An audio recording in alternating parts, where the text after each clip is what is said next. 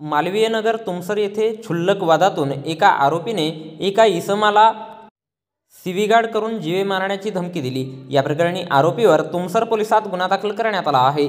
तुमसर शहरातील अशरफी कॉलनी येथील फिरोज शेख वय 42 वर्षे हा आपल्या मुलीला ट्युशनला सोडून घरी परत येत असताना दिनांक 21 डिसेंबर 2024 रोजी दुपारी 3:30 वाजता दरम्यान आरोपी श्रीकांत मोडघरे वय 37 वर्षे राहणार विवेकानंद नगर तुमसर हा फिरोज शेख यांच्या मोटरसायकलीसमोर येऊन आडवा झाला आणि फिरोज शेख यांना अश्लील शब्दात शिवीगाळ करून भांडण केले आणि मारण्या पिटण्याची धमकी देऊन वीट धरून मारायला धावला।